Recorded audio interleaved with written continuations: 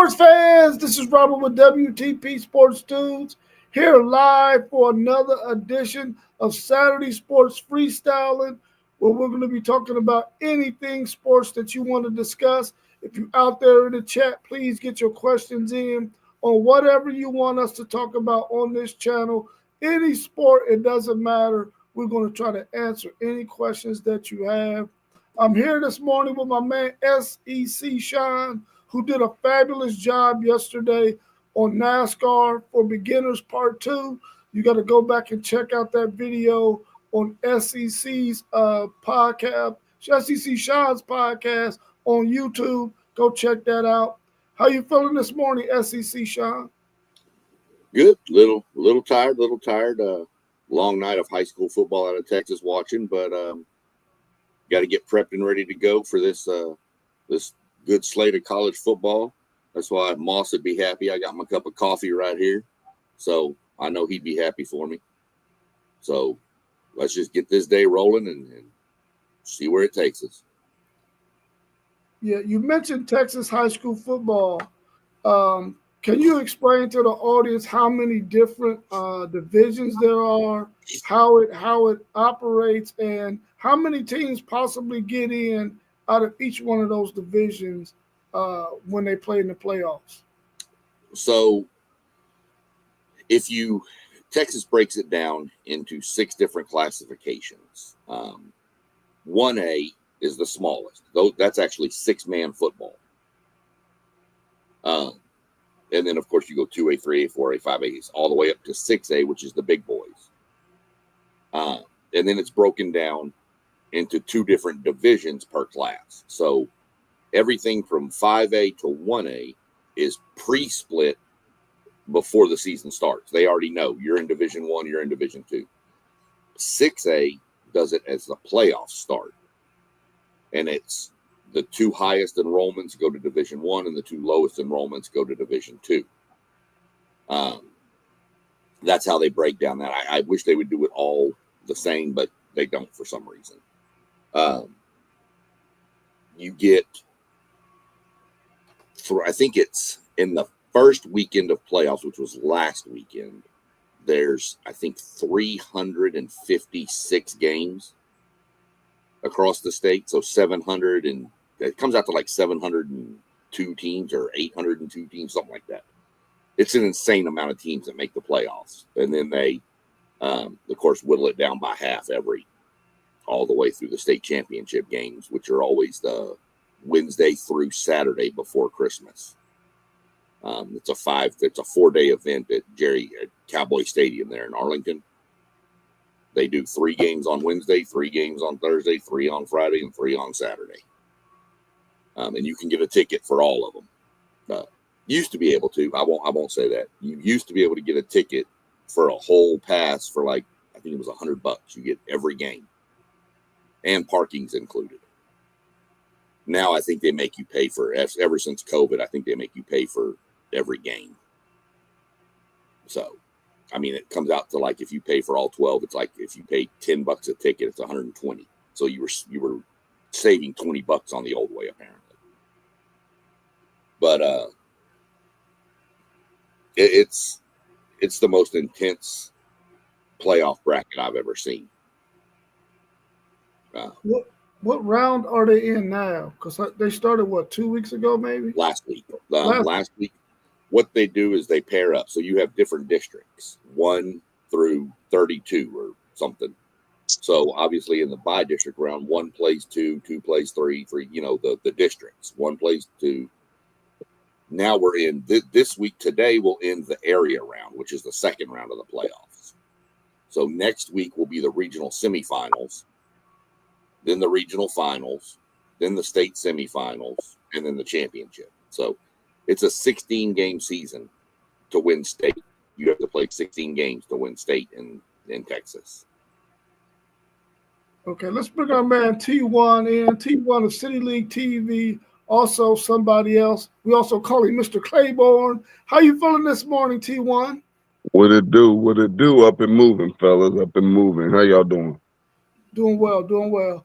I got another question for SEC Sean. Then I got a question for you, T1. as it relates to high school football here in Columbus, Ohio, and in the state of Ohio. What are some for SEC, Sean? What are some of the top name schools that produce some of the most talent out of the state of Texas that you can name off the top of your head real quick for us? How long you got? People in Ohio will probably know the school Lake Travis due to the simple fact Garrett Wilson came out of there. Rockwall produced Jackson Smith and Jigba. Allen, Texas has produced people like Kyler Murray. South Lake Carroll was where former Ohio State quarterback Quinn Ewers was. Galena Park North Shore out of Houston is always producing D1 talent all over the field. Katy High School produced Andy Dalton. Really, that's probably the best one to come out of Katy High School, but Katy High School always produces a lot. Austin Westlake, Cade Klubnik from Clemson is there. Drew Brees is from there. Highland Park had Matthew Stafford, and in professional baseball, Clayton Kershaw. They were on the two pitchers on their state championship baseball team. There's just so many programs that produce talent, and they're building so many new schools too that the talent is now getting even more spread out. Back when I was in Texas living in high school, this is going to be a long time ago, where my wife went to school, it was one high school, Alvin ISD, home of Nolan Ryan. There's now 4 high schools in that school district. Cypress ISD was like 2 or 3 schools when I moved from down to Houston, and now they're 12. So, and these schools aren't 1,000 kids in them each. These schools are 2,500 plus, some 4,000, some 4,200. So these aren't small schools. These are huge, big schools. So those are your name ones. DeSoto, Duncanville. I mean, South Oak Cliff. Hey John, I was waiting on you to say DeSoto and Duncanville. Yeah, I know those 2 programs a little bit. Yeah, those are 2. Duncanville has got a lot more prominent here lately. They were down for a little while, but your South Lake Carrolls, your Allens, your Duncanville now, your Lake Travis, Westlake, Cibolo Steel, and Converse Judson out of San Antonio Market, Katy, North Shore, Spring Westfield, Humboldt, Atascocita, Summer Creek, Mild High School, Manville, Pearland. Andre Ware went to Dickinson High School. So, I mean, there's tons of schools down there that are good. But as far as, people up in the nation probably know of Katy High School the most. That's been the premier blue blood of Texas for years. Yeah. T1, how did you feel about the City League this year in the playoffs, and the fact that, now the playoffs adds a lot more City League teams? Back when we were in high school playing City League football, we didn't get many City League teams into the state playoffs. Now you get a lot of teams into the state playoffs. How do you feel about the City League and what they did this year, and what do you like the most about their format that they have now? Well, I mean, I like that they let City League teams into the playoffs, but I don't like the matching up of City League teams against almost any suburban team. I feel like it should be. I feel like the state of Ohio should have a different category for those public schools in Cincinnati, Cleveland, and Columbus, and Dayton. I think it should be a whole nother public school division, because once a Columbus City school get into the playoffs, they may get one win if they have a pretty decent seed. They may get one win, but after that, it's extremely hard. You'll have to have a really, really loaded team like Brookhaven did back in I want to say it was probably 2000 or something like that, or 1998 or something. I don't know. But when Brookhaven, which is the only city league team to ever win a state championship, it's just absolutely uphill battle for a city league team to get any type of traction in the state playoffs. I mean, it's almost like we don't have any business being there because we get beat bad. Let me ask you a question real quick, T.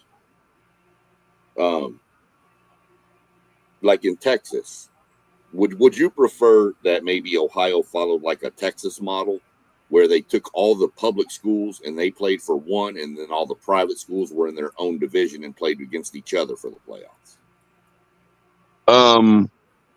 Well, we and still that would still put us up against the Upper Arlingtons and the Hilliards and the Pickeringtons, and we're just not on those levels. I mean, we're just not on those levels. I mean, even the other schools, even their stadiums are better than ours. I mean, almost everything that they have is better than ours. So, and we just can't compete. I mean, I went to the Walnut Ridge and Big Walnut game, and I'm quite sure it looks like this in Texas. I've seen them a few times. I mean, Big Walnut had 100 kids over on the sideline. Columbus City schools probably average about 35 kids on varsity teams. Yeah, you got just enough to make a roster. Yeah. You have a whole lot of players playing both offense and defense, and the deeper you get into the play, well, you really don't even have to get that deep into the playoffs. You're playing teams who have a whole offense, a whole defense, special teams, and whereas in Columbus City, you're playing all of them. Your kickers, your punters, probably your quarterback or your running back, and they're just playing. They're playing everything. Like one of the best and smallest safeties in Columbus City League was the quarterback for Lyndon McKinley. I mean, this kid's like 5'8", 100, maybe 165 pounds, soaking wet. But he played free safety, and he came up, and I mean, he would lay some wood on you. And he ended up getting hurt at the end of the season, and not being as productive as he would have been if he only played quarterback. Yeah. Let's bring our man Post Game of the Post Game 86 podcast in on this discussion as well. Maybe he can shed some light on how the state of Indiana do high school playoffs in football.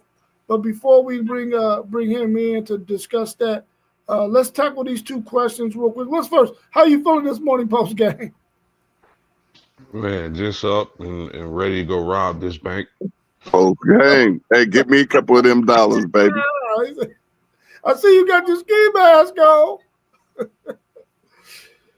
Doug had a statement out there that I think is pretty interesting. He says, in his opinion, Ohio high school football is the most underrated, disrespected in the nation. What's your thoughts on that statement, especially those of us who live here in the state of Ohio, who know that there's some really, really good football being played here in this state, and they produce a lot of really, really good talent in this state. What's your thoughts on what Doug just said right there? Then we'll go to Donnell's question. Then we'll talk the post game about Indiana football. Let me jump on that real quick, because as an outsider from somebody who was in the know pretty well in Texas with high school football, I didn't know anything about Ohio. I mean, I knew Ohio played high school football, and I knew some of the teams and stuff like that were, good, because I kept up with like polls or whatever, USA Today and stuff. But being up here, you can see. I mean, yeah. I mean, are they the most disrespected? I don't know if they're the most disrespected, but they don't get the respect they deserve for sure. But I think almost a lot of states, when people look at high school football, they look at what they consider the big three still: California, Texas, Florida. So I think every state could say, Georgia could say we're disrespected. Indiana, Ohio, Utah, Arizona's produced some pretty good talent out of that Chandler High School out of there. So I mean, a lot of them could because they don't get the. But that's just my thing. Is I mean, yeah, there's probably some disrespect. Are they the most disrespected? I don't know, but people do sleep on it. I'll tell you that much. There's some good ball up here. And that's where I would put it. I would put it more of people sleeping on it, and instead of like saying disrespected, because I mean the states that are in front of Ohio, I mean I probably wouldn't pass them. Now if we were fighting with Pennsylvania, yeah, now I want to fight. But if we were fighting with the Georgia, then I'm like, because Georgia produces really strong too, but Ohio really produces, and not only players, we produce coaches as well, and a lot of coaches come from the state of Ohio. And it's just I mean, there's a reason why the Hall of Fame is here in Ohio. This is a very rich football state. Now we may not have the stadiums that Texas and California and Florida has, but as far as the traditions and just football and a football Friday where you smell a grill and you smell some popcorn and you just have an amazing atmosphere, I would just say more that Ohio is slept on instead of disrespected. But I see where he could be coming with that too, though.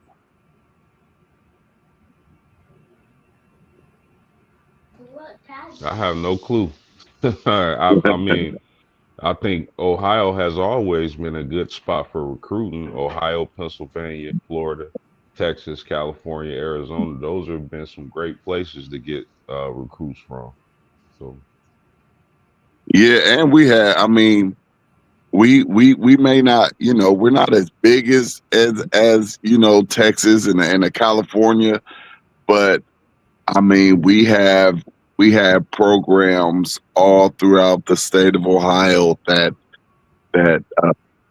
produces. And at one point we had Walnut Ridge just excuse me, Walnut Ridge just right here in Columbus, in the capital city, in a city league team who was producing Division I athletes year after year after year after year. And Brookhaven had a pretty nice run too before they closed that school down. And then you go outside, you have the Pickerington Central, the Pick Central and Pickerington North. They both produce. Pick Central produces a lot of Big Ten kids and a lot of Ohio State kids. St. Ignatius, both in Cleveland and Cincinnati. You have the Massillons and Akron, Hoban, Toledo Christians.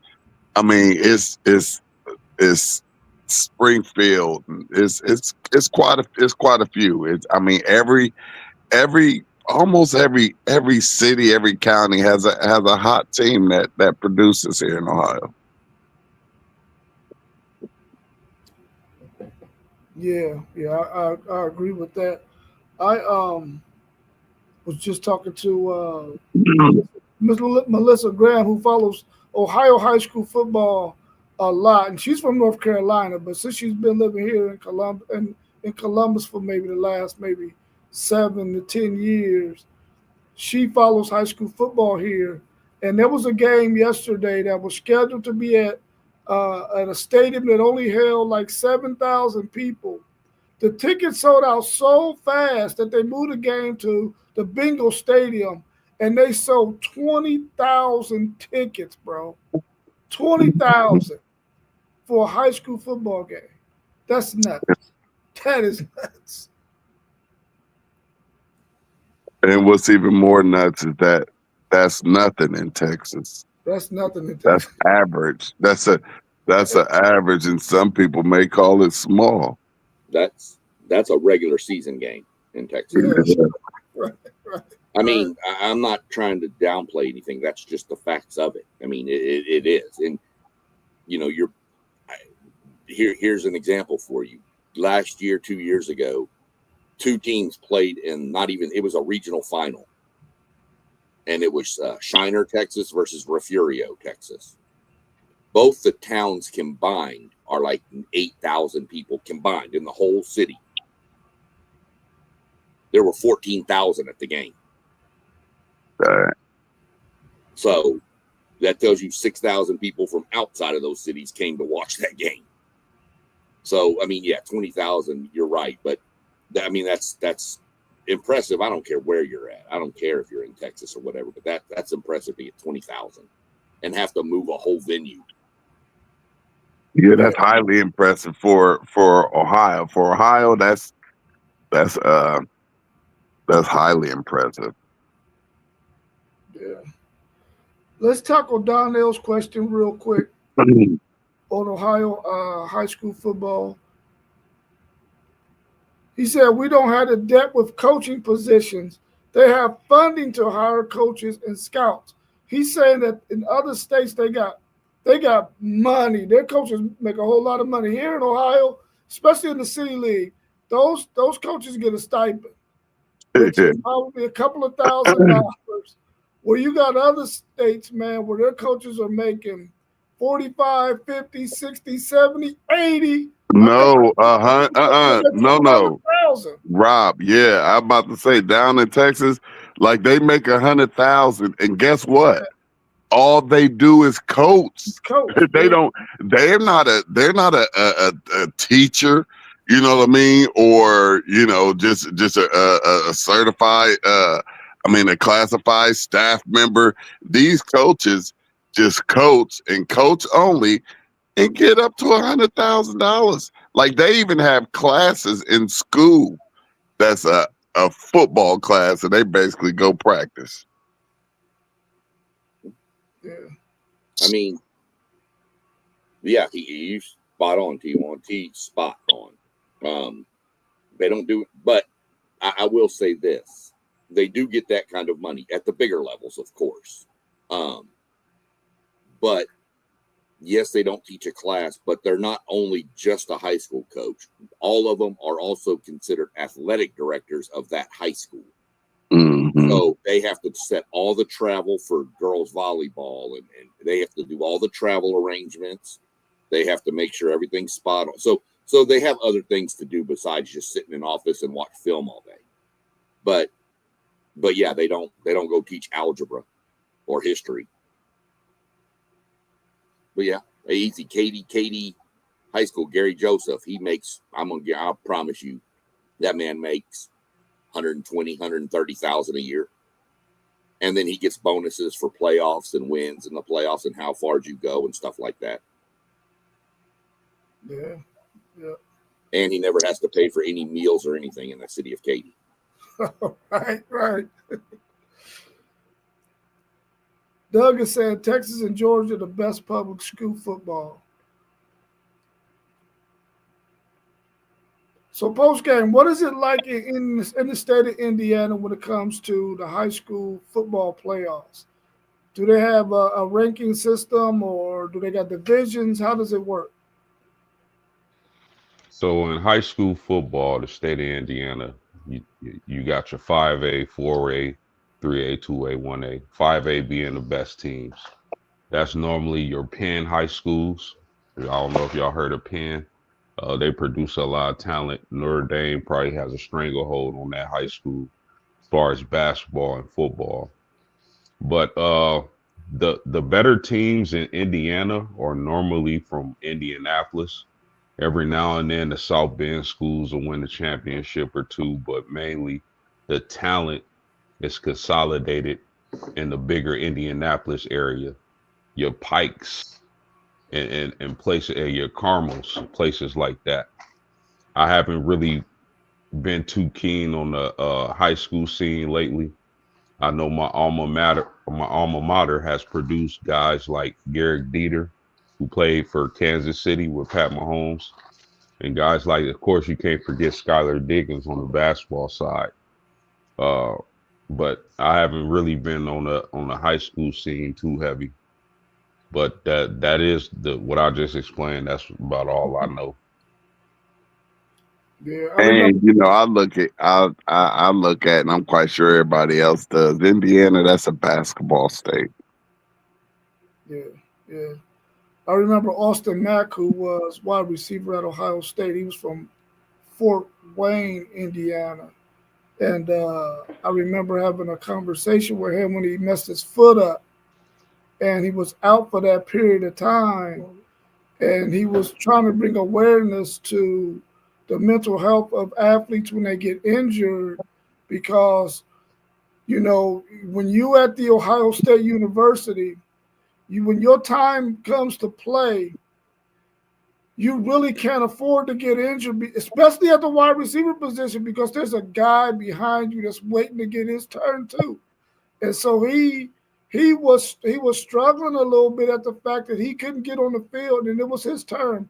And he's a really, really good football player. In fact, he's one of the best wide receivers in the CFL right now. And he was just speaking to how his mental health took a hit because he wasn't able to get out there on the field to get his opportunity to play because he had gotten injured. And of course, at Ohio State, you got wide receivers galore, and he really didn't get a chance to see the field again. He ended up getting a tryout in the NFL with the Titans. He made their practice squad for a little bit, but he ended up landing in the CFL, where he's doing really, really well in the CFL. I think they even won a title in the CFL maybe a year or two ago. Let's turn the tables a little bit, and I don't know how much NBA y'all been watching so far, but LeBron is back in the lineup. How's he looking so far? How's my GOAT looking? Yeah, I want to hear this one because I didn't get to see his introduction to the 26 season. I mean, he didn't look bad. He I think the dynamics of that team has changed a little bit. I think Luka is the face of that team right now. Austin Reeves has came along. LeBron James is probably the third option right now. I mean, but when your third option can drop, 20 and 10 assists, we'll take that. Uh, he's looking okay. I don't think he'll be better than he was last year, but he'd probably be the same or worse. He's getting up there in age, and there's nothing wrong with that. So LeBron looking all right. I still don't see them winning the West. The West is too young, too athletic. The Oklahoma City Thunder look like they're primed to repeat. They've been dominating without their second best player this whole season. So I look for SGA to not only get another championship, but get another MVP, his second MVP in a row. Probably should be his third. And he's going to be mentioned with a lot of great players. I agree with that right there. Do you know how many points Bron had last night or the other night whenever he played? I want to say 10 or 12. Yeah, 10 and 11. Yeah, 10, 10 and 11. 10 and 10 11, points, yeah. 11 assists, maybe 5 rebounds, something like that. Yeah. Yeah. Which I think that should be his role, man. I mean, I really think he should be on his farewell tour, even if he's gonna stay in LA for Right. this year, he should be on his farewell tour because that's what he got to be reduced to. You got to be reduced, and it's not a bad thing, but this is the role you got to play in a young man's game, man. I mean, the West, like Folks said, is very, very young. Go ahead, do your farewell tour because for the rest of your career, you're going to be an assist man. That's going to be it. You're not going to be the guy that's going to be doing the scoring for your ball club. And I think he should go ahead and do his farewell tour, man, and go ahead and end his career. I wish he would have done it in Cleveland, but I mean, LA is cool too. But I think he should go ahead and hang it up. Yeah, I mean, I'm with Post on this one. I mean, it's Luka's team now. Yeah. I mean, everybody knew that when they got Luka over there, that was going to shift the guard to try to. And again, it's not a bad thing. It's father time. He's undefeated. Okay, so it is going to turn into Luka's team, and you got Austin Reeves over there. So I don't think it's a bad thing. I think LeBron needs to understand. That's the biggest question: is can he understand his role? And I think LeBron is mature enough to understand. I don't have to be the big dog on this team. I can pump the brakes and just kind of come in and fill and do my thing. So I think, that's how he has to look at it. And I'm pretty sure he will, because he knows that's probably going to be the best chance for them to win a championship. If him and Luka start fighting over the ball and who's going to score the most, that team's going to start falling down. Yeah. But what do you think about? I saw the Mavericks are entertaining trade options for Anthony Davis. Oh yeah. I don't blame him. I don't either. Maybe they should try to trade him to Los Angeles for Luka. I don't know. Yeah. What do y'all Dallas think? would lose their whole organization for that trade. That was if that wasn't the most under the table alley oop, that just made zero sense. Everybody know Anthony Davis is Glass Joe, and you trade him for the next, one of the leaders of the NBA. I mean, just absolutely mind blowing. I just feel like they played in our face with that. In no way, in no world, do you trade a Luka for Anthony Anthony Davis? In no world. That's just lets me just confirms how I feel about sports, and it's bogus. And they work together, and it's almost like that Saquon Barkley to Philadelphia last year. That right there was, like you give up nothing and send him right to someone who he can help go to a Super Bowl, and that's what they did. Yeah. That trade that Dallas did with LA reminded me of when Philly gave up Brad Doherty, the chance to draft Brad Doherty for Jeff Rulin. I'm like, crazy. We probably would have went back to back too. What do y'all think about Wemby being out for a few weeks? How would this affect the Spurs? Because he came in hot, man. How would that affect them Spurs and the chemistry and all that of that ball club? It's Well, this is. Go ahead, Go Pope. ahead. Oh, my bad. This is why I said, you got to pump the brakes on Wemby. I know everyone is excited. I was excited. We understand the type of talent, the unique blend of size, athleticism, the ability to handle the basketball. He's just an alien. He's a freak. Uh, but this is why I said you got to pump the brake on the young man, because we don't know how many games he's going to play year in and year out. And then do we get to a point where the injuries have taken so much of a toll on his body to where he's a shell of himself in the next few years? But the Spurs have a nice little young team. They got some nice guards. They've been okay without Wemby, man. They really, you got to take the hats off to the Spurs as an organization, because they really do a good job managing that team and building that roster. They got some talent on that team. And of course, they ain't gonna go too far without Wemby. They definitely need him to get healthy, because he's the best player on that team, one of the better players in the league. So they need him to get healthy, and the Spurs will be fine. But the question is can he remain healthy? And that's the only thing when it comes to Wemby. See, I think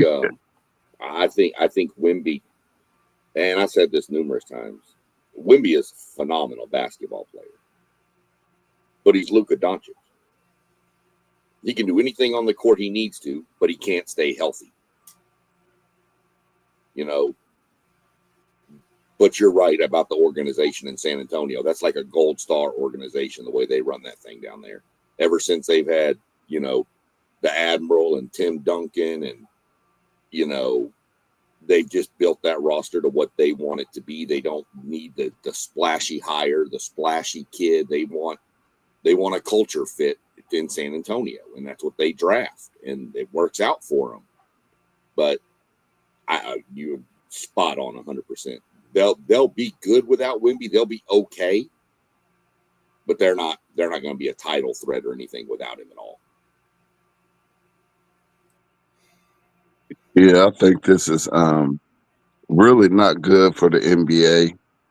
Wemby is one of the young up and coming superstars, and for this to just be year two, we don't want to see another Anthony Davis where he's getting hurt year in and year out, and he's not really able to reach that full potential of being that leader, that superstar leader that leads his team to a finals or to a championship or even to a conference championship right now at this point early in his career. But, a player of his stature, you know, in and out with injuries is that wouldn't be, good for the NBA. So I think it's kind of bad and kind of sad because those of us who've been watching the NBA for a minute, we see it coming.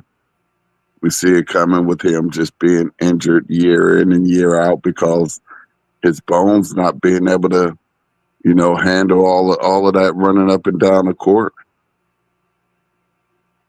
Yeah, it's starting to remind me of Yao Ming, man, and how Yao Ming couldn't get his feet together. He kept on having all these feet injuries, having that kind of size, and then having that kind of weight on him. And Yao Ming was so talented, much like you see with Wemby. Of course, Wemby can do everything. He's guy has more skill sets than Yao Ming, but Yao Ming was tough back in the days when he was playing. And it sort of reminds me of that. And I hope that this young man can, whatever it is that he could do, maybe he needs to change his diet. I don't know. But when you're that tall and you got that kind of skill set and you're trying to do the things on the court like a guard, sometimes your bones just don't move that way. Your muscles just don't move that way for you. So hopefully he can figure something out, man, and can stay on the court because he is a dynamic guy to watch. I gotta ask y'all because I know I've been watching the NBA for a very long time. Y'all been watching the NBA for a very long time.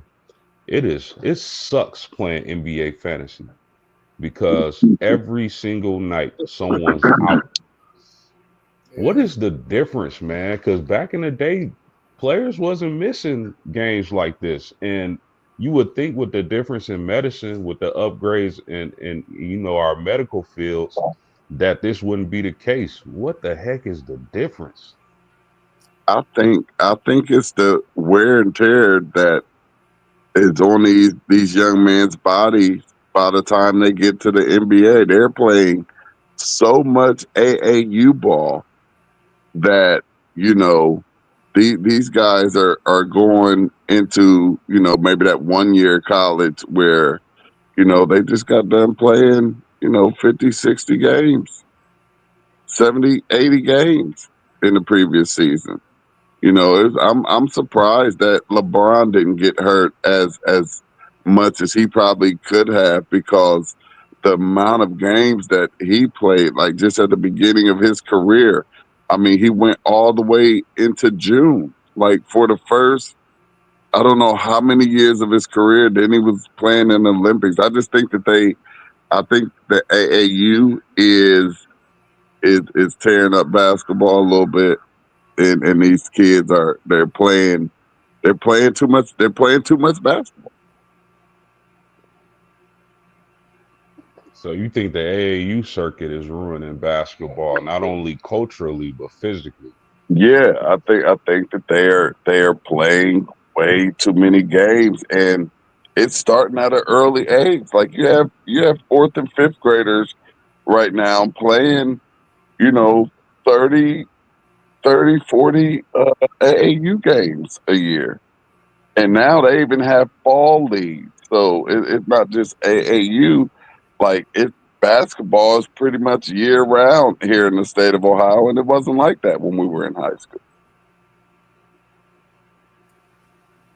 See, I I agree with you post game too, though, and UT won. But I'm wondering, does pace of play have a lot to do with it now? Go back to, I say the older days. Go back 10 years ago. You weren't seeing 130 to 125 games. You Right. go back to the 90s with the Bulls and even the Pistons, all them when they were those dynasties back then. A good game for them was 97. 97, 97, 92. You know, you didn't 100 points was like exciting back then. Now, if you don't get 100, you're not going to have a chance to win the game most nights. So I don't know if that has something to do with it, but I agree with you. I used to do fantasy everything, basketball, baseball. I haven't touched fantasy basketball since they started this load management stuff. I got a lineup. I got Luca. I got him, and all of a sudden they all sit. So, me and my high school buddies had a conversation the other day, and maybe they're overtraining as well, because we talked about us growing up. We didn't train. All we did is went right over there to that rec center, and the homies, we ran that 5-on-5 just all day and all night as much as we could. Wasn't no training, all of these drills and all of it, and wasn't even hardly no lifting weights. You know what I mean? Not for basketball and football, yeah, but as far as basketball, maybe they're overtraining as well, because like I say, just the amount of mileage that some of these young men have on their legs is high. It's high. You really, really have young kids right here, right now in the AAU circuit, and they have the top fifth grader, the top sixth grader in the country, the top seventh grader in the country. And for you to be able to be on that list, you have to be playing a whole lot of AAU basketball. Yeah.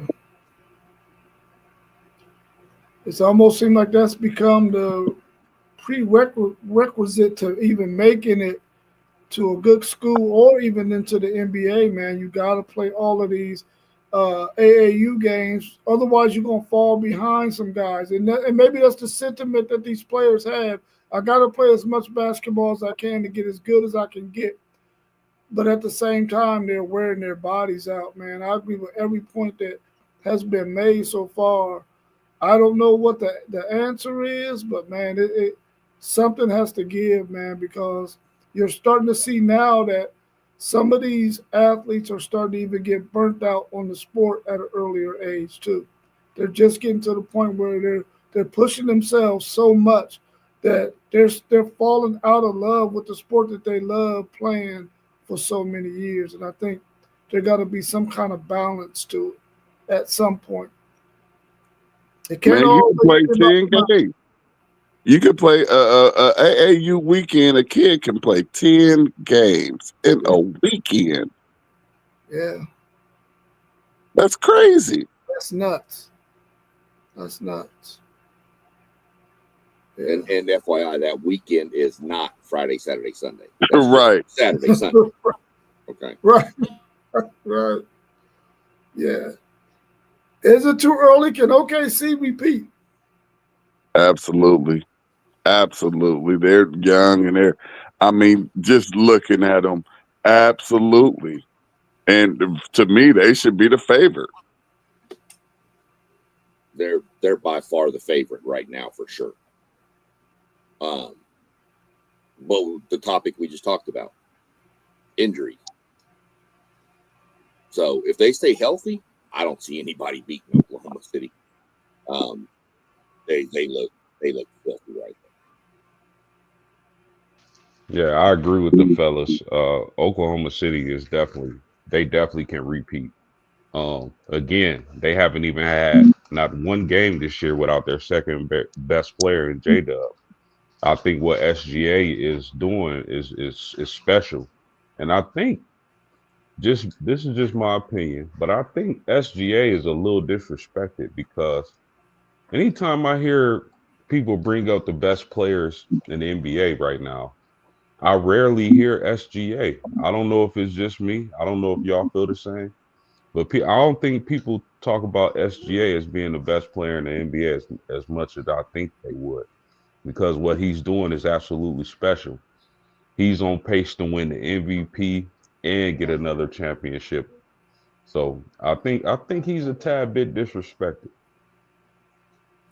Do you? I think I agree. I agree with that, and I don't think that when you ask who's the best player right now, is not Shea coming out first, and it probably should be. But do you think some of that's the market he plays in? Oh, absolutely, absolutely. Come on, Ava, close it. If he was in if he was in L.A. or New York, I mean, he'd be talked about every 20 seconds. But because he's in the middle of nowhere, Oklahoma, even though it's Oklahoma City, I think that's the problem is he just doesn't get the notoriety because of where he plays. But I think he I loves it agree. there. I'm not saying he wants to go to another big market. I think that market fits him perfectly, and he loves it there. I agree. His market has a lot to do with it, but you would think people who are just basketball heads, even from that crew, I'm not hearing SGA as much as I thought I would have. Like the people who, okay, just people who love the NBA amongst y'all circles. I don't think even those guys, those group of guys or women, are talking about SGA like he should be talked about. Let me throw this question at y'all real quick and get y'all's thoughts on it. Just looking at the landscape of the NBA right now, and the fact that the Olympics comes up in 2028, will U.S. basketball win that gold medal when it comes 2028? I don't know because we know the OGs won't be there to save them. So this is strictly be the young G's out here, and the foreigners have caught up to our game. They've caught up to our game, and they're extremely long and extremely athletic. So I'm not so sure, but it's going to be interesting to see how our young talent evolves because the Europeans and these foreigners they taking spots. Yeah, I agree. The NBA planted this seed years ago, and we watching it blossom before our eyes, gentlemen. They definitely expanded the game overseas, and we see the fruits of that labor. Uh, I don't. My money is not on the NBA when it comes to to the United States. I should say when it comes to Olympics in a couple of years. I don't think the NBA has the dogs that we once did to say basketball belongs to us. Y'all always gonna be second to us, and the gold medal is already spoken for. Whatever medal is left, y'all can take those. I think those days are over. Hey, y'all, real quick, watch this. Name the top players in the NBA right now. Yeah. Foreigners, You stole my thunder. foreigners at the top with LeBron and KD and Steph and all them on their way out. All of our top players are foreigners. That's exactly where I Most was of going. them. Is Luka's not playing for the U.S. Luka's playing for Slovenia. Wimby's going to play for France. More than likely, I mean, Yeah, Shea gonna play for Canada. Giannis gonna play for France. for I Greece. mean, for Greece. Greece. There's Yeah, it is you exact the The Dream Team back in the day started this process. It made basketball global when they were going to Barcelona and all that with Jordan and Barkley, and it was such a sideshow that it made these young kids over there be like, man, I want to be like that. And now those young kids are Wimby and stuff like that. The days of, you right, Post, the days of the USA just going to the Olympics and leaning over and getting the gold medal on day one for basketball is over. Can they win it? Yeah, they can win it. But we just talked about injuries and load management. How many guys in the NBA are going to be like, nah, I need to be prepared for the NBA championship? Who's our center? Well, yeah. I mean, but that's what I want to know. Who's our center? Who's that U.S. center that's going to have to go against all these 7-footers, 7-2ers, and 7-3ers? Right, and there's that aspect of it. But I mean, again, how many are going to say, the NBA season is more important to me to win a championship? I'm going to have to decline the invitation for USA basketball. And all of the foreigners, they take that world basketball stuff very extremely serious. They rather win that just as much as they won an NBA trophy. 100%. Even back in the day after the Dream Team stuff, Michael Jordan came out and said how excited he was to play on the Dream Team to represent the United States. You don't see that anymore. But yeah, these kids from Luka from Slovenia, that means the world to that dude. If he can get Slovenia into the semifinals or the gold medal game, or hell, win the gold medal, man, he'd be more of a star than he is in his country. Yeah. Well, let's take a pivot and talk a little bit of NFL action. What team or teams are looking really good right now in the NFL as we go on the back stretch of the NFL season? Who's out there looking really good to you right now that you think can make a run, possibly can make it to the Super Bowl? New England. I don't know. New England was slept on, and I think they're just putting it and saying, nah, we're still here. We had a couple years, but nah, we're still New England. We know how to run a franchise. I'm not sure that I'm believing what I'm seeing in the NFL right now. And what I mean when I say that is I'm not ready to put my money on New England. I'm not ready to put my money on Indianapolis. And I'm not ready to count out Kansas City or Buffalo. It's not a lot of football left because we're already now past the halfway point. But I don't know what I'm seeing right now. I don't know if we're getting some parity in the NFL, but as of right now, I don't know who I can trust right now. This team seems to be wide open. Wide open. Anybody can get it this year. I think anybody can win this thing this year. Good point. Except for the Titans. Or the Bengals, or the Browns, or the Jets. I would say there's some interesting teams out there. Baltimore and Cincinnati. Baltimore, I think I got my eye on them. I got my eye on Cincinnati just for the simple fact.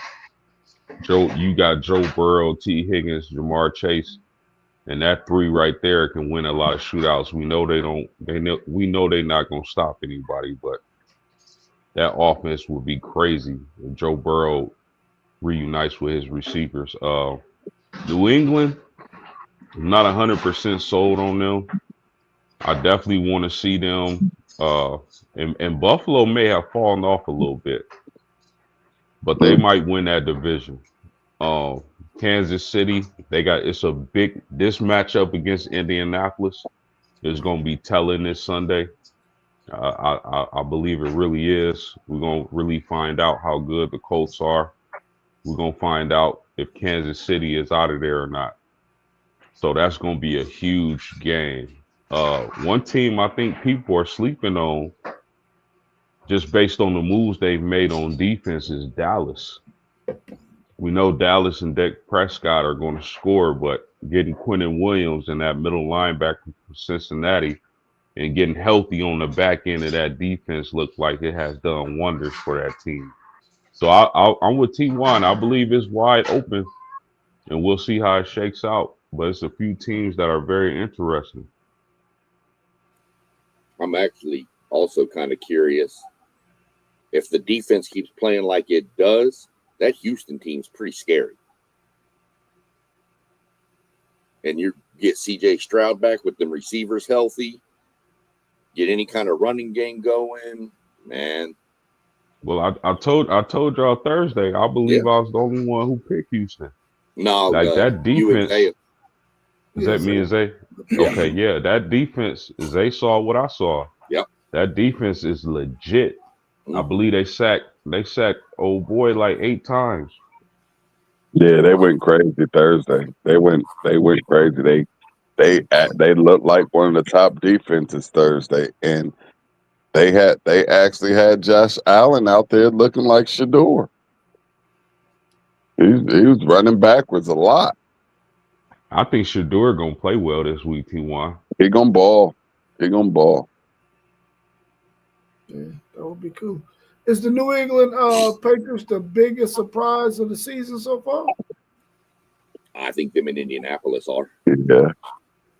Yeah, I agree. Down both of them. You have to put both of them in a conversation when you talk about the surprises, because I mean nobody saw either one of those teams doing what they're doing right now. That's what we expected, Buffalo and Kansas City to look like, but it's Indianapolis and New England. And it's impressive right now. I just don't trust it. Yeah, I will also throw the Rams in there off the simple fact that we knew they were going to have a really good offense. Did we think they'll be leading the NFC and their defense to be playing this well? They're looking like a clear cut. Now, if there's one clear cut Super Bowl favorite that you can trust right now, it's probably the Rams. Hey, but who thought Carolina would look like this though, too? Yeah, Carolina. What about Carolina? Throw Carolina out there, because I don't think I had them looking the same way they looked last year, not winning a lot of games at all. Is Bryce Young the quarterback? Say that again. Is Bryce Young the quarterback in Carolina? Yeah. Oh, okay. I think he's been. But he had been hurt. Yeah, wasn't he out with a concussion or something? Yeah, he was out, and was it Andy Dalton in there balling for him? Yeah. The Red Raven? Yeah. Oh, yeah. Okay. Katy High School, baby. Katy High School.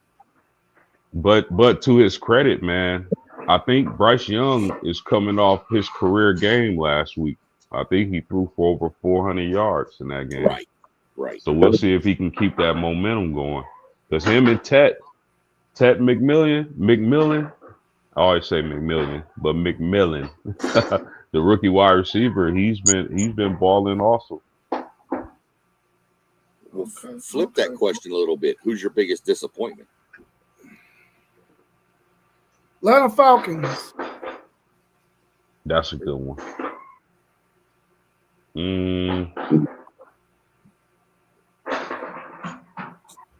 I would say Kansas City.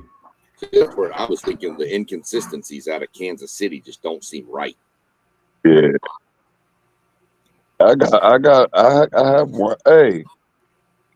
I have one I could put out there, but I don't know if a whole lot of people were high on them. But I thought the Raiders would have been better this year than they're doing. I thought they would have been. But another impressive team that we left out, I do believe, the Denver Broncos. Yeah, they're playing really good. That's a surprise. That's one of those surprise teams that has jumped out this year as well to me. Yeah, Denver's a good one. Yep. I'm disappointed in Dallas too. I mean, because Dallas is usually a regular season team, Right. Yeah. and they haven't even been that. So can Dallas squeak enough wins to get into the playoffs and become a playoff team? I'm That'd be something to watch. not gonna lie, I'm disappointed in the way Houston played. Yeah, Houston was, I early, mean, you go out early. and get, you go out and get, early. I mean, they're playing better now, but I mean, you go out and get Christian Kirk to help with that. You've got receivers everywhere. I know Stroud's been injured, but even when Stroud was playing, they were still not. They looked so out of sync. Yeah, he started off really But bad. now that defense is coming on. Okay, now we got D'Amico Ryans was going to get that defense rolling, but you got the defense playing good. So now when he comes back, I don't want to say this about any player, but all he's got to do is be above average. And if that defense plays like that, they're going to wind up on a run. I think not having Joe Mixon healthy this year really hurt that team because what Ryans wants to do on offense is run the ball first, and that sets up everything else. But they've been solid with Woody Marks and Nick Chubb. Nick Chubb obviously isn't what he used to be, but that combination of Woody Marks and Nick Chubb has been solid. But I think the thing that made them get off to a slow start was the injury to Joe Mixon. Yeah, I think that was a really good point about Kansas City and Dallas. You got two teams that knew they had some Achilles heels the season before, and they didn't really address those Achilles heels, man. And it's like you can't be a top-notch organization in the NFL and you don't go out and address those issues, man. And for another year, Dallas did not address their issue, and Kansas City didn't address that running attack, man, the way they needed to. You can't think that Patrick Mahomes is going to be able to keep working the magic that he worked 3, 4 years ago. They're going to have to start addressing those issues because he's getting older and he ain't going to be able to do those same things as teams catch up defensively on whatever the coach is scheming up for them. So, Andy Reid, I think they need to go ahead and address some of them issues, man, if they want to make another Super Bowl run. What should Ole Miss's position be on Lane Kiffin? I know they're going to address this after the Egg Bowl and see what's going on with this whole Lane Kiffin thing because he is the buzz right now out of all the coaches, and it's almost like he's the first domino that needs to fall before this whole coaching carousel thing gets worked out. What should Ole Miss's position be on Lane Kiffin? Throwing him the bag, whatever he wants to make sure that they can keep him there and not send him to another SEC team and watch them have the success that he's having right now at their university. I agree. I think they got to do what it takes to keep him in Mississippi. Uh, I just don't know what's going to happen though. I don't know. Maybe them announcing that there's going to be an announcement is the sign that he's leaving. I don't know. I would want to know what y'all thought about that. But if I'm Mississippi, man, I'm doing everything it takes to keep him there because I think they can build on the success they got this year and really turn that to a juggernaut in the SEC possibly.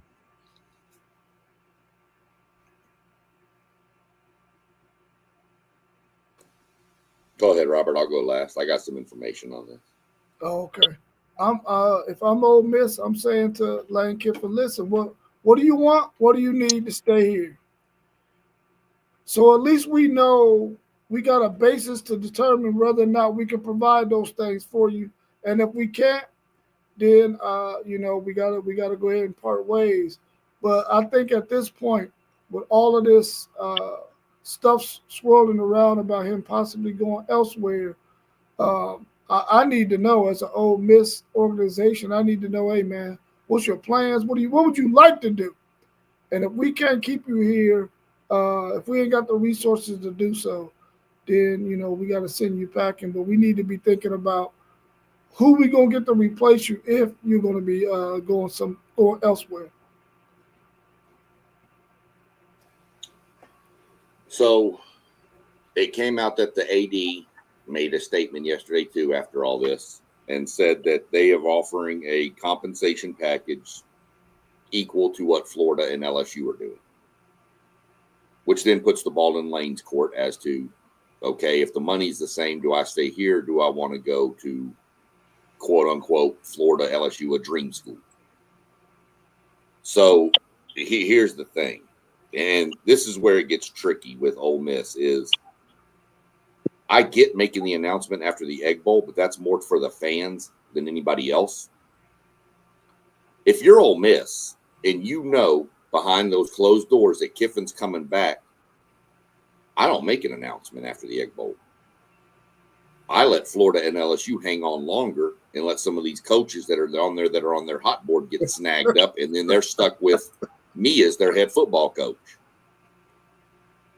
Which is fine because I'll recruit all y'all. We'll all go make a bag down there. We'll get fired in 1 year, but that's fine. That's if I'm Ole Miss, I don't worry about making an announcement. He's under contract anyway. If I'm Ole Miss, I would let him leave if he wants to leave. Not say we're gonna mutually agree to part ways. So that's one stance I take on it is that would be my angle, is to just kind of screw the rest of the other two schools, technically three schools if you want to throw Auburn in the mix. I don't know. I'm stuck on this one because of the announcement after the Egg Bowl. It doesn't make sense. I find it hard to believe he leaves going into a playoff run. Mm-hmm. I find that very hard to believe. I also find it harder to believe that they would say, yes, we know you're going to leave, but you can coach out the rest of the playoff run. I don't see that happening either.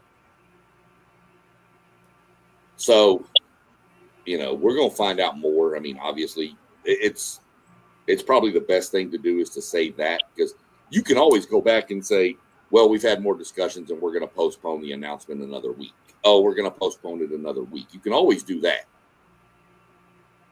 But at least now this takes all of the off the table so they can prep for the Egg Bowl against Mississippi State, which shouldn't be a close game, but it's a rival game.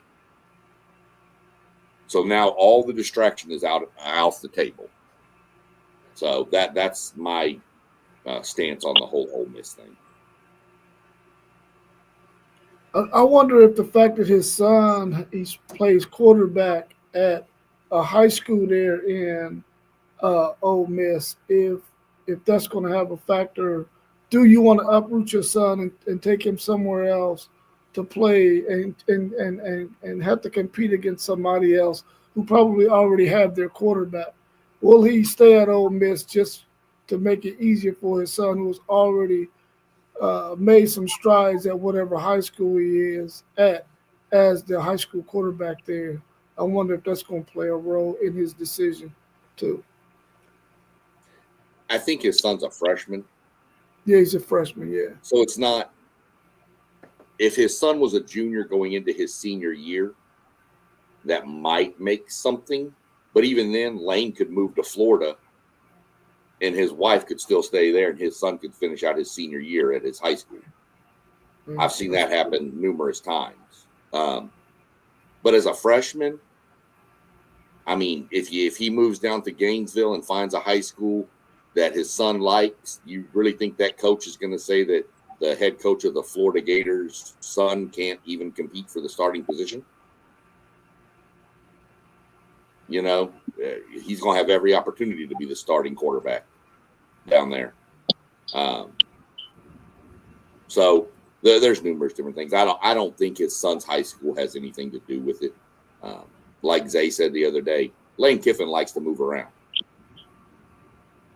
Yeah, that's true. Don't he got ties to Florida too? Didn't he graduate from there or something? I don't know if I think he not necessarily Florida, but I think he's got ties to the state of Florida for sure. Oh, okay. Mossberger Level Up Sports 10 post game. He got five-finger discount on his mind, bro. That's why he dressed like that. He ain't dressed for the weather. He got five-finger discount on his mind.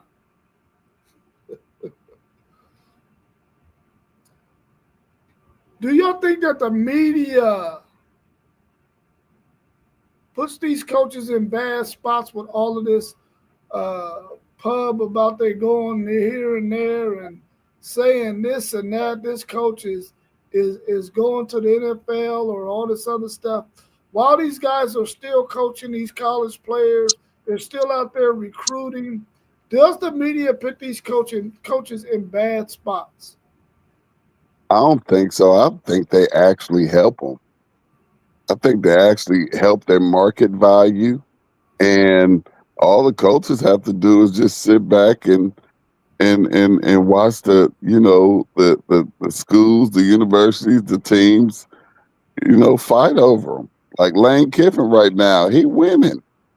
He winning. He has not just one or two options. He got three options, and could have a fourth. I'm quite sure if he want it, but he's just sitting back and loving life. And look at Franklin. He chose to go to Virginia Tech and say bump the money that Penn State owes me. I still can go make my money. I still can coach my football and still, just live the life I've been living. So I think they're actually helping the coaches. I mean, I'm kind of indifferent on this because, I mean, it doesn't take a rocket scientist to know a coach is on the hot seat. Ray Charles could see James Franklin was in trouble. Ray Charles could see that these other schools with vacancies were going to come calling for Lane Kiffin. So, I mean, I'm indifferent on it. So you got good points, T1. You got really good points on that, where it does help them marketability. Do the media put them in bad spots? I don't think so. I mean, if the media puts a lot of people in bad spots, but let's just call it what it is. Hey, are you going to be the coach next year at Ole Miss? Yes. I have no desire to leave. I'm not leaving. I'm staying here. So the media is made to ask the questions. How does the coach answer it? Is he going to lie to the media? Possibly. Nick Saban did. Nick Saban said, I have no desire for the Alabama job. And 2 days later, where was he? At the Alabama job. So, I mean, it happens all the time. But, I mean, if the coaches would just answer the question, whether it's truthful or not, it's not a bad spot. The media is made to ask the questions, and it's up to you how you answer them. But as far as marketability, yeah, if Lane Kiffin got a nickel for every time his name's been mentioned in the last 3 weeks, he wouldn't have to worry about coaching. He could go buy like Bermuda just off them nickels.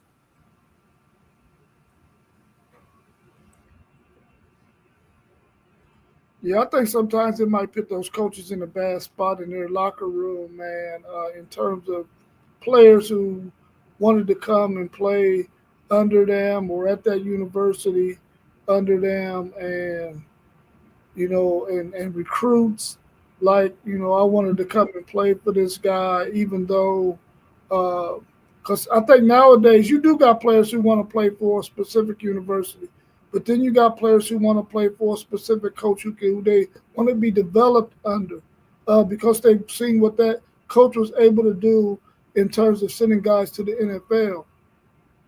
And I think sometimes that might put them in a bad position in their locker room, having to dispel the rumor that they're thinking about going elsewhere. I know as a Texas fan, and all this stuff surrounding Steve Sarkisian going to the NFL or going somewhere else, he did put a statement out saying that, he has not talked to anybody in the NFL or any other schools and has no intentions on leaving Texas. He came to win championships. I think that helped ease my mind a little bit because I want Steve Sarkisian to be the coach at Texas. I believe Texas wants Steve Sarkisian to be the coach at Texas, but I think the media putting some of that stuff out there has really riled up those Texas fans, and Texas fans can be some pretty I'm gonna just say unpredictable people sometimes because they can be pretty mean and nasty sometimes, man. And I hate the fact that when the media put that stuff out there, they get some of these fans riled up and they get to talking crazy. But I hope that the media. I mean, they got to do their job. It's their job to report that stuff. Anything that, even if it's not the truth, that's just the way of the media. So I just hope coaches can start to handle this thing a little bit better by just putting a statement out saying this or that, even though they might not be telling the truth. Just two quick little follow-ups on your points, Rob, which were good points, by the way. But remember, what the coach tells the media ain't what he's telling them players. Yeah, that's true. I promise you that. Those players at Ole Miss may know Kiffin's leaving, and they may have been told, you don't say anything or you ain't playing. Yeah. So he may have told them, hey, let's just let this train ride. I'm not going anywhere. Let's just, if they ask you, say, he ain't said nothing to us, just move on. But as far as like, and this isn't just about Sark, this is about everybody, but since you brought up Sark, I'll bring him up. I didn't see his whole comment, but did he stated that he hasn't talked to anybody in the NFL? Well, his agent, no? I guess. Okay, because I was fixing to say, if Sark said he ain't talked to nobody in the NFL, that don't mean nothing because he ain't talking to him anyway. His agent is. Yeah. Okay. So now if he said his agent ain't talked to nobody, that's one thing. Yeah. But I ain't talked to nobody about going to the NFL either. But maybe T1 working on something in the background for me, Right. Yeah, for sure. Hey, and too, Rob, look at our quarterback at Ohio State. He wanted to play for Saban.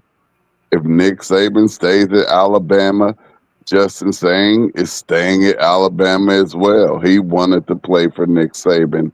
And as soon as Nick left, he followed and he came up here to Ohio State, and glad that Saban left.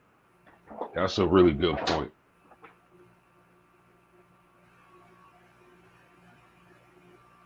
Yeah, 20 years ago, you went to a school because of the school. Yeah. Now, maybe 30%, 40% go to the school because of the school. But most of them, it's a coach. Yeah, that's profound because you look at a school like Notre Dame. Notre Dame, we talked about in the chat the bad coaching hires they had in the 2000s. Well, I ain't going to say Brian Kelly was a bad coach, but he wasn't a coach that was the best fit for Notre Dame. But you look at a guy like Marcus Freeman. I've never seen Notre Dame in my lifetime get the kind of recruits we're getting, and it's all because of Marcus Freeman. Now, Notre Dame brings a lot of value with their diplomas, but we weren't getting the type of players we have now until Marcus Freeman stepped on the scene. I mean, go ahead, Pete. Go ahead. I'm gonna say this too. Brian Hartline is a year or two away from being out of Ohio State, and we're not going to have a drop off from as we see that players also follow coaches. Hartline is going to get. I believe that Hartline wants to be a head coach, and I don't know how successful he'll be at that head coaching position, because I don't know how successful I want to say that he is as an offensive coordinator right now.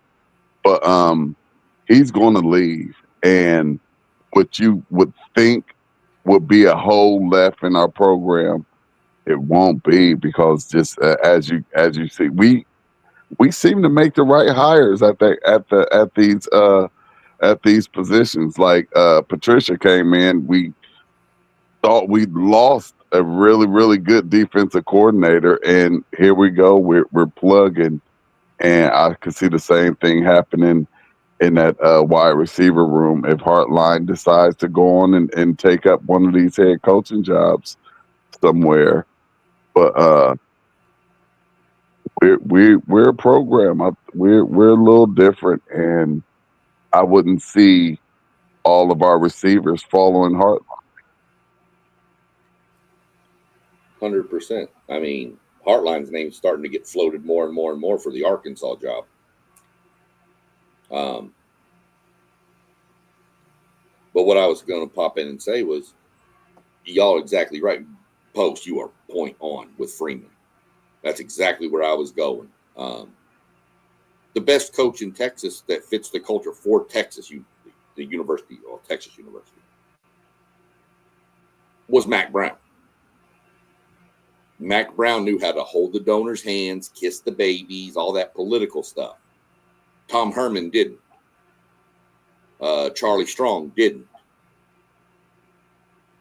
Sark, I don't know yet. It's still up in the air with that one. I don't think he is as keen on the boosters as he probably should be, but whatever. Jimbo wasn't a culture fit for A&M. Yes, Jimbo's a hell of a recruiter, but he can't develop anything. So you're right with culture and fit. In Ohio State, you spot on with that, T. Straight. You make the right hires. Everybody thought, Ohio State's defense is going to go backwards. It's going to go backwards. They lost Jim Knowles, best DC in college football. No. They're better. Yeah, that's a fact. All those are really good points. Y'all got anything else y'all want to add before we go ahead and end the stream? Do y'all got any upsets today? I need everybody that's 10 through 16 to take an L. So those are my upsets. Y'all got anybody y'all think gonna get upset today? Hold on, let me get my get my game schedule up, and I'm gonna give you probably about 85 upsets. Hey T1, you being a Big Ten guy, and I don't think you was on the stream for our picks on Thursday, but how do you see that Oregon USC game going? That's a really big game probably the biggest game on the slate.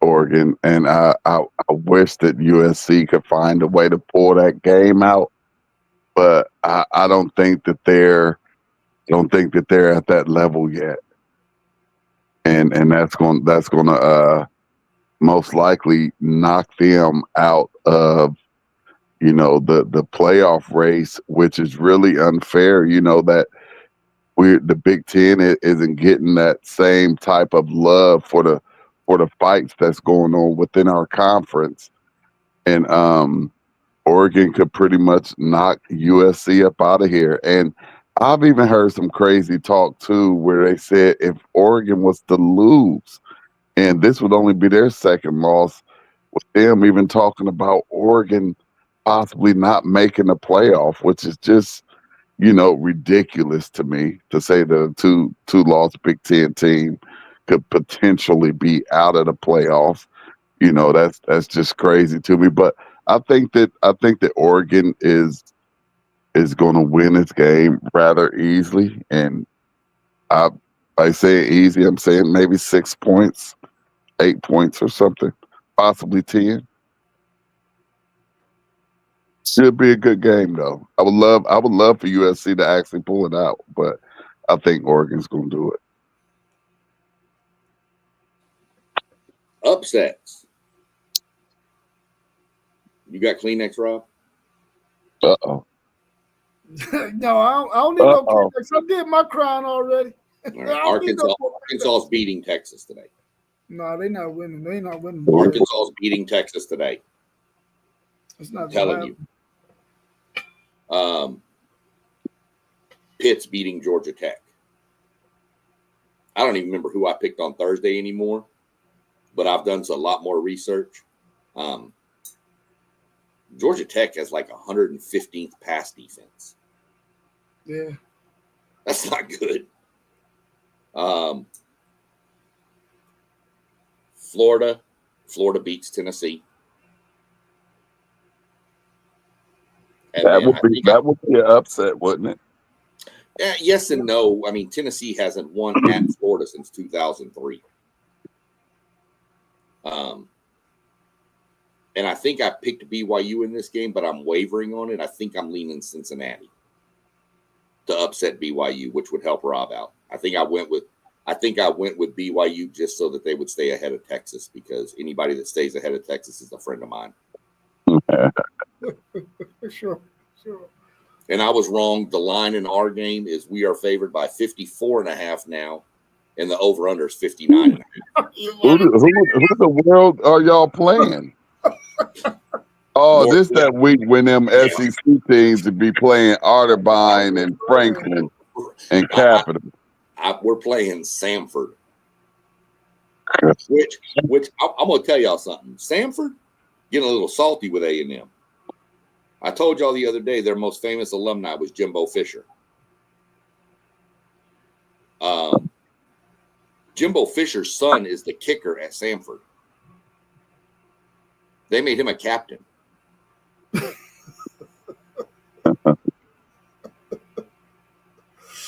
I mean, I'm like, what are we doing here? Really? Y'all? So I said, okay, that's fine. Those are some I've got. I don't see Missouri upsetting Oklahoma, but that could be a really good game. But I really do. I think Texas is going to struggle with Arkansas's power running game. Those running backs at Arkansas are big, dude. Yeah, they're big. They're big.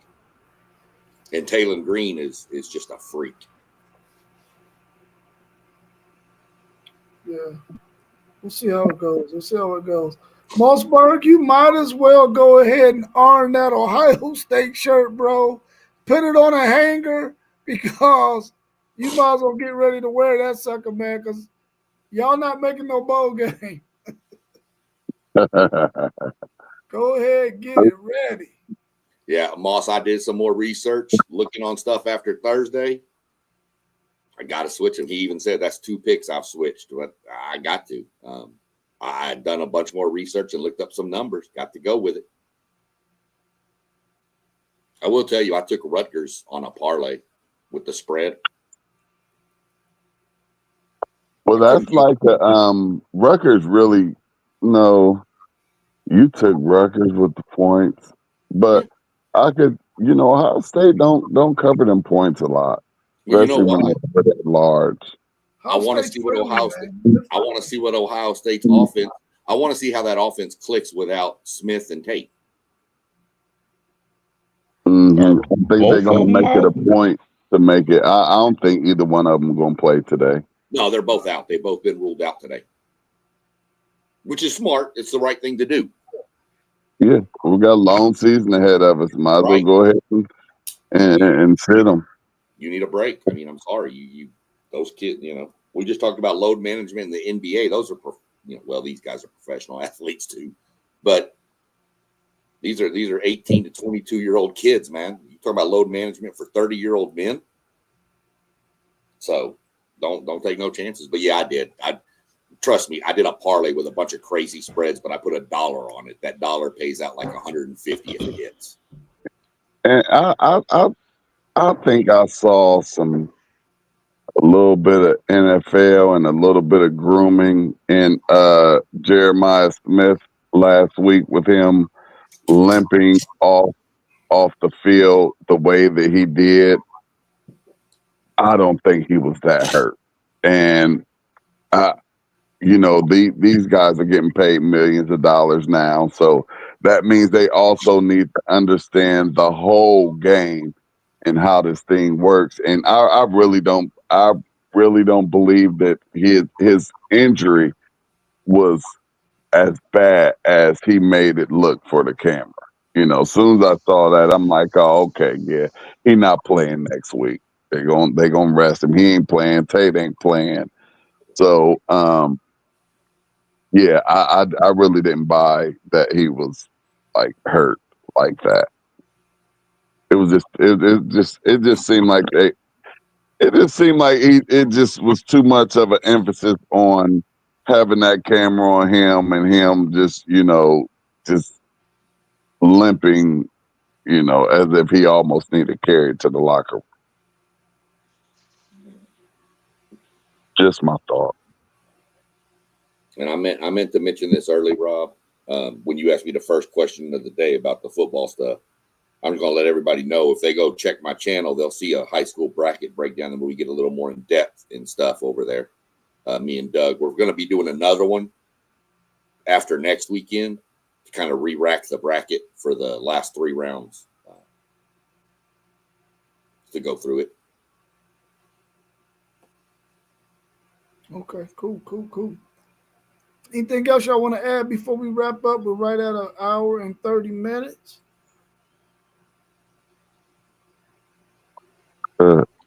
Woo pig suey. Woo pig suey.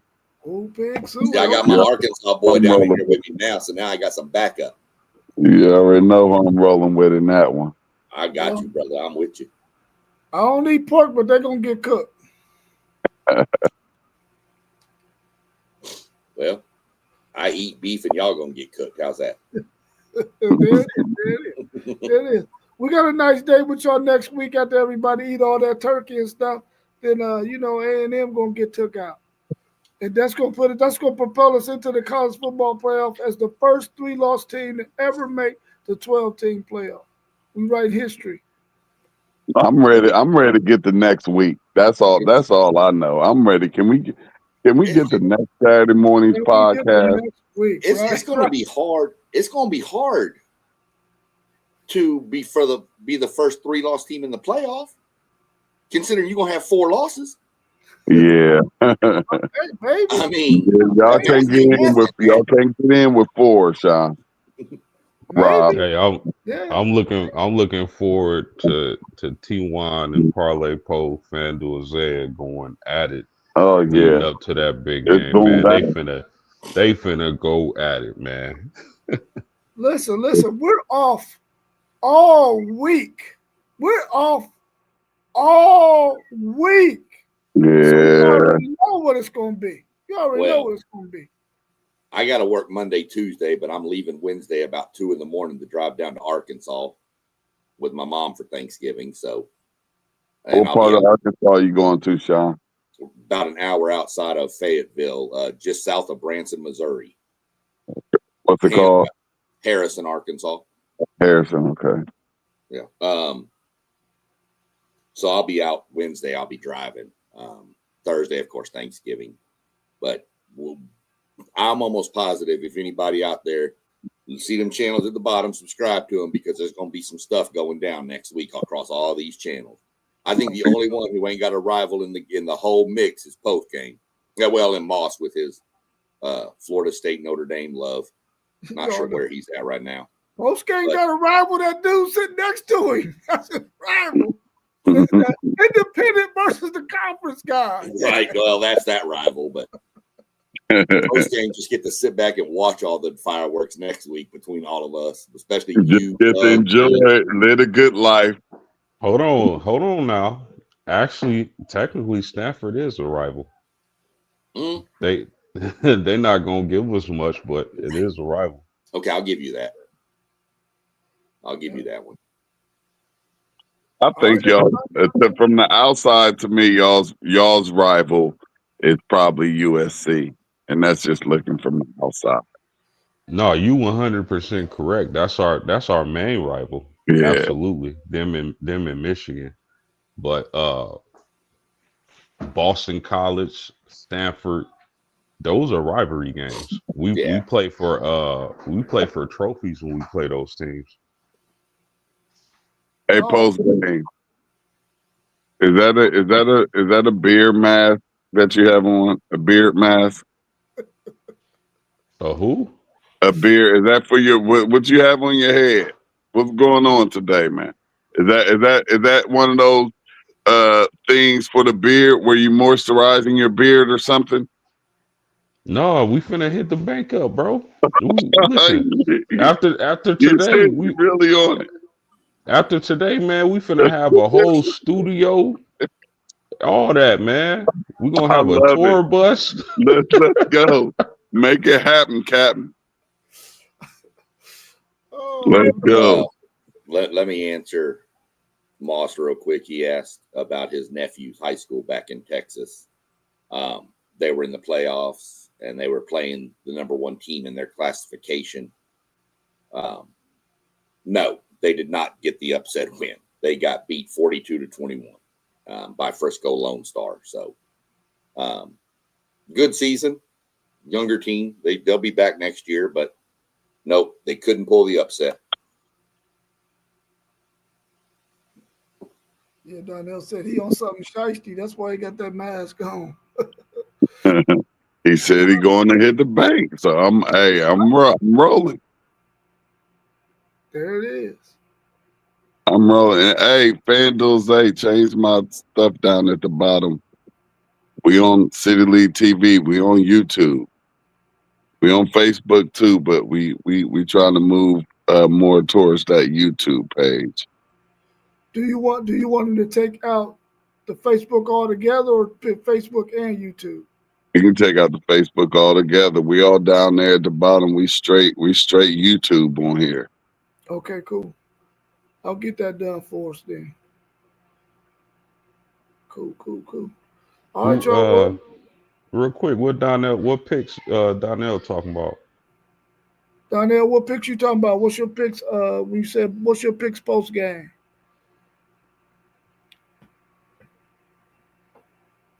Hopefully he'll chime in real quick so we see what he's talking about. I wonder if he wanting to know the picks for your banks to hit in what order.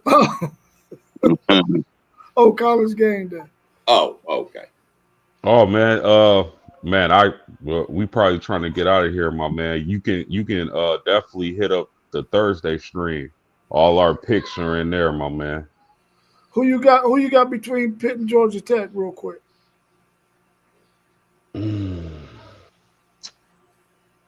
Man, I'm gonna take Pittsburgh. I'm gonna take Pittsburgh in a slight upset, and that's gonna really make the ACC really ugly. Yeah. What about Oregon and USC? I'm taking USC in the upset. I think Oregon can really run the ball and control the clock, but when life gives you lemons, you make lemonade, and I think Makai Lemon is gonna have a day. Oklahoma, Missouri. I'm taking Oklahoma. Okay. Well, that's a couple for you down there. I don't know if you had any more that you wanted to throw out there, but this week's games are not that great on the slate. I think the biggest one is that Oregon USC. There's a couple of other ones that are decent. Do Tulane win today over Temple? Yeah. Oh yeah. Okay. Tulane win, North Texas win. I think that'll set up. I think if they both win, I think that locks them into the championship game because I think they have a tiebreaker advantage over Navy. Yeah, if they do. So you could have your love of North Texas in the playoffs and not y'all. So I think I missed one of my upset picks to mention on this. I mentioned it on Thursday, and it took everybody off their mind. LSU is going to lose to Western Kentucky. Oh, well, bad, boy. They better beat Oklahoma the week after. Yeah, if that happened, they need to take the SEC down a couple more notches. LSU's garbage. I mean, Nussmeier's not playing, so they're playing Van Buren, who's not a bad quarterback. Western Kentucky be that score. Bad, John. Western Kentucky can score, dude, and Western Kentucky can play some ball. You know, that's my crazy upset of the weekend. I like that. I would love that. There's another one I took the points on with my parlay. So I just LSU's in shambles right now, man, and that's a good Western Kentucky team. They're in shambles, but I need them to beat Oklahoma next week. App State upset Michigan. Let's not forget. I know App State upset A&M a couple years ago too. Yeah. So, yeah. I knew you weren't on the stream for that T1, so I wanted to throw that. Make sure you heard my upset pick. You know, I like that. I didn't put my name. My head ain't on the guillotine for it, but look, have some fun with it, right? Right. For sure, for sure. All right, everybody out there tuning in, make sure that you subscribe to those channels you see scrolling across the bottom. We got WTP for Life, which is WTP Sports Dudes. Our man Mossberg of Level Up Sports Team. Our man Parlay Poe of the Blitzburg Podcast. Our man Post Game of the Post Game 86 Podcast. Also, our man City League TV on YouTube. FanDuel Zaya of the FanDuel Zaya Podcast, and our man SEC Sean of the SEC Sean Podcast. I'm telling you right now, go back and check out that NASCAR for Beginners Parts 1 and 2. You will be amazed at how much information he dropped about NASCAR racing. Peace and go Bucks by our man Don B. I'll see y'all soon. Enjoy the rest of y'all's day, and we'll catch you on the run. We'll see y'all tomorrow morning at 9 I know the a.m. drill. We was in the building. Now we out. Peace. Love y'all, fellas. Peace. All Love you right, too, brother. brother. Y'all be good. Woo So- pig. All right. There we go.